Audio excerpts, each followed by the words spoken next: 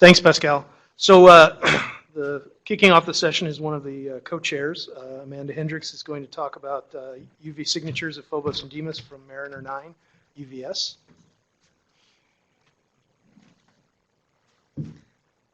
Oh, and I'll apologize ahead of time. The reason Pascal picked me was he said we had to be aggressively on schedule. So I will be helping to keep us aggressively on schedule.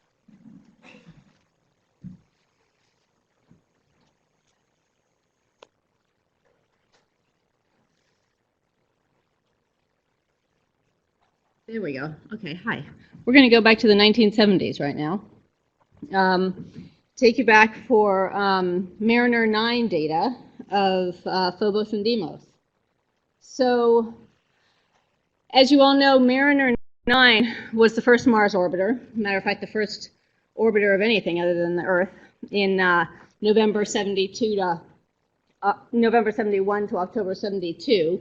And it carried an ultraviolet spectrometer. It was a scanning monochromator with a couple of detectors. So it had a far UV channel and a near UV channel. And about 15 angstrom resolution and low spatial resolution. So it did not have spectral pixels like current day UV instruments have. But this was a key instrument in detecting ozone at Mars and also seasonal variations in ozone and water. And it did make a few observations of Phobos and Deimos, which were challenging because they're small bodies, they're dark, they're really dark in the UV, where there are not a lot of solar photons anyway. But we're able to get some data, so I'll present those. There have been analyses of these data before. For instance, Barth presented a first look at a Phobos spectrum in an initial results paper of 1972. We looked at Phobos and Deimos back in 1999, and in the intervening years, due to computer changes and lab movements and everything, a lot of that analysis was lost. So we have been working to redo the analysis and kind of do it for good this time and archive the data, which are not archived in any polished format at all. So, so that's what we've been working on. And we also now have an updated calibration and solar spectrum that we've been working with that Dr. Barth worked on in the last 5 years or so for Mars spectra. And so we now use a source solar spectrum. And as I said, we'll make an effort to archive these data in the PDS.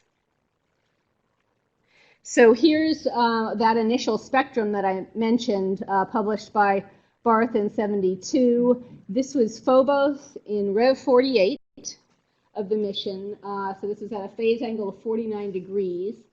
This is over a limited wavelength range of the near UV channel. So that near UV channel nominally covers about 1,700 to 3,500 angstroms.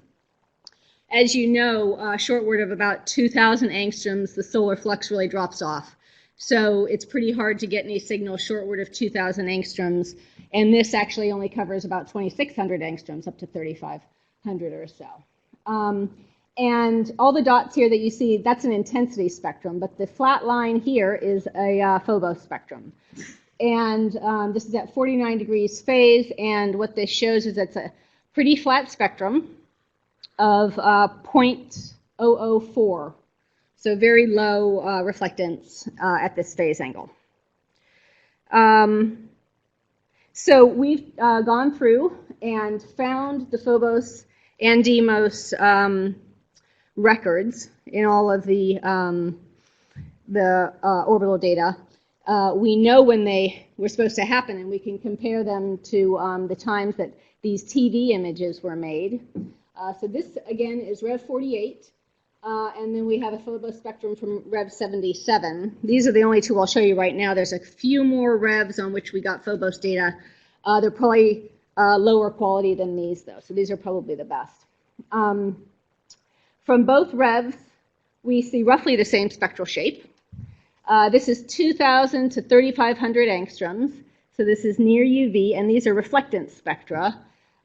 This Rev 48, again, is at 49 degrees, and the Rev 47 is at 60 degrees. Now, we're still working on understanding the observational geometry from these, so I'm not going to worry too much yet about absolute magnitude of these, but we do have confidence in the spectral shape that we're measuring, so that's helpful. But I show you a couple of spectra here because we're not exactly sure about the magnitude here. But same spectral shape from both observations, and you can see that it's kind of a curved albedo. It drops off at the shorter wavelengths, kind of a red spectral slope here, and then peaks at roughly 2,800 angstroms and then drops off in an unusual blue slope at the longer wavelengths.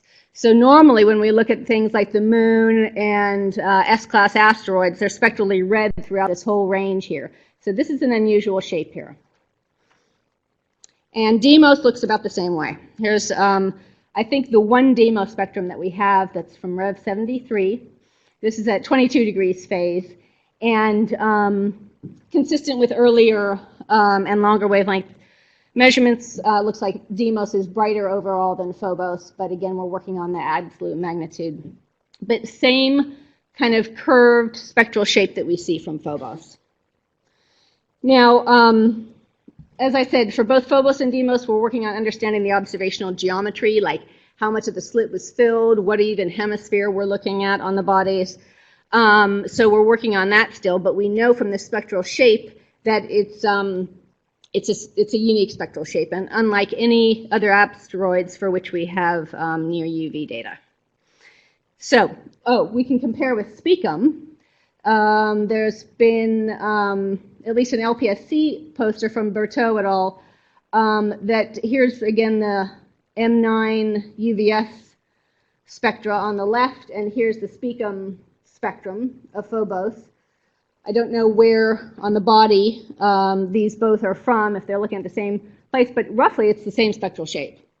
So that kind of curved convex albedo spectrum here. Not exactly the same though, because the Specum rollover here is stronger than we measure here, but roughly a similar spectral shape.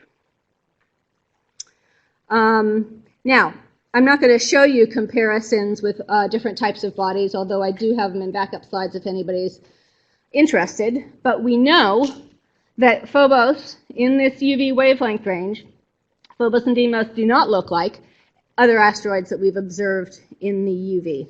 Steins, Lutetia, Gaspra, Ida, Ceres all look different than these bodies.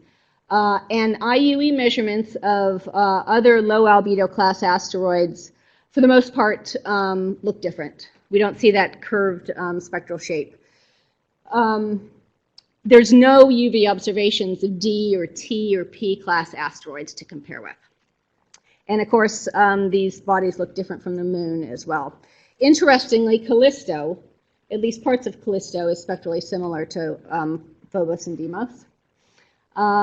This is a Galileo UVS spectrum of, here's kind of a standard Callisto region. Spectrally red here in the 200 to 340 nanometer range. And here's a south polar region where we see this similar convex albedo spectral shape.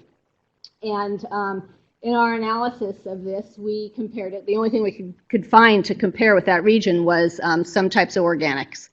And we speculated that the polar regions of Callisto might be hosts to organics that are not carbonized by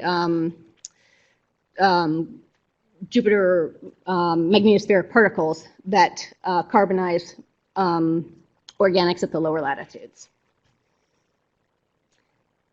Now, we have also compared the Phobos and Deimos spectra with lab spectra of candidate species.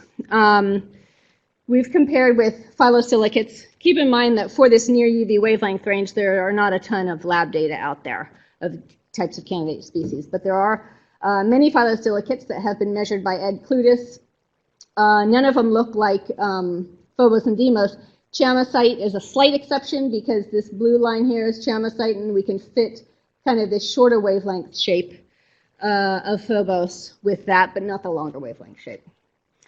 They do not look like carbonaceous chondrites, for which we have data, or any types of carbons, amorphous or glassy carbons or graphites, or organic residues or tholins. So we do think that this curvature here tells us that this longer wavelength blue slope is a shoulder of an absorption feature. And if we try to link up with longer wavelength data here on the right, this kind of scraggly black line is our Mariner 9 data. And then we've got the HST data from Zellner in blue and the Phobos 2 data from Murchie in red. And you can see that maybe this is telling us that there's an absorption feature here centered at around 3,500 angstroms. Although there are discrepancies here between these two data sets here. But this seems to be a shoulder here. So again, it does seem to be something similar to what we're seeing on Callisto, where we've got a shoulder here, and this organic species that we compared with, which is not unique in this absorption, by the way, is azoethane, and it absorbs at 3,500 angstroms. But there's a lot of similar types of organic species that have a 3,500 angstrom absorption feature. I'm just about done. Here's my summary slide. So in summary, I'll just say that we're working on unearthing these Mariner 9 UVS data. We still need to work on the geometry, but then again, we hope to archive them so that the community can have access to them, and maybe even do some temporal studies with more current day UV observations. We're finding that these UV reflectance spectra are unique enough that maybe we can help use them to constrain the surface composition. Again, they look like they show a shoulder of an absorption feature centered near 3,500 angstroms. And more than anything else that we can find, the spectra seem to be similar to some types of organic species. This is a bit of a puzzle to me because I would think that these moons are sitting out in the solar wind and that a lot of the organic species would get carbonized. But perhaps impact gardening helps to refresh and bring up fresh organic material and mix it with a carbonized substance to lower the overall albedo. So I'll leave it there. Thank you.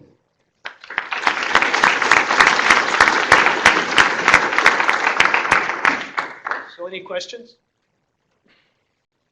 Yeah, for the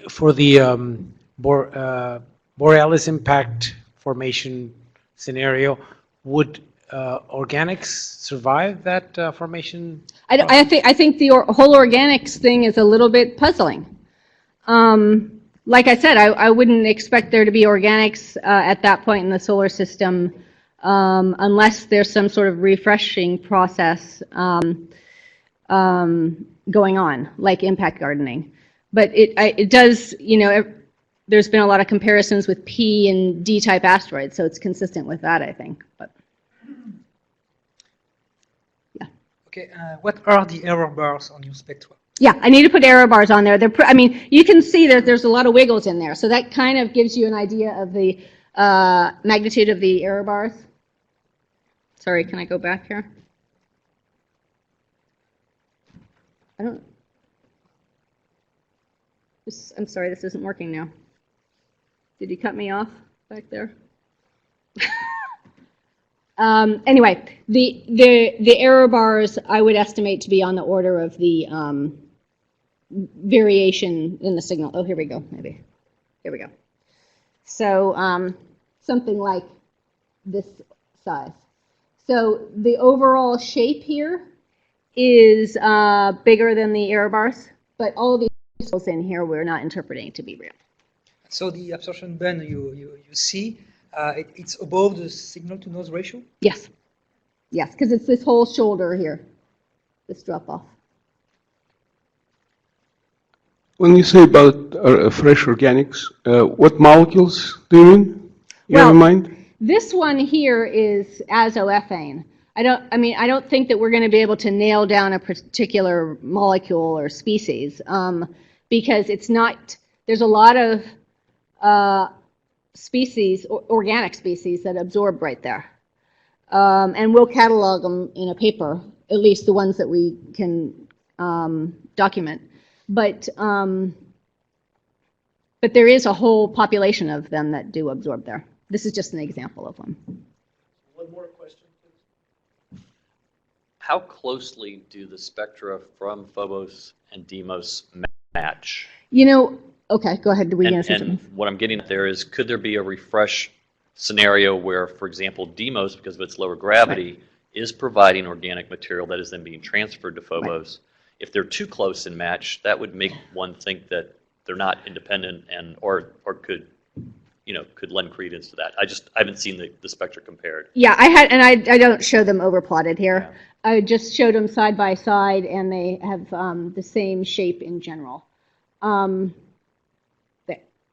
I'm sorry, I don't even show them side by side. Yeah. Sorry, I need to overplot them. But they same convex shape. But that was an interesting discussion this morning about Deimos material maybe making it to Phobos. And so, I mean, maybe this is Deimos material that we're seeing on the surface of Phobos. Certainly, we're sensing the very top layer. So maybe it's just Deimos material. And we wouldn't be able to discern that, I don't think. But. Let's hold the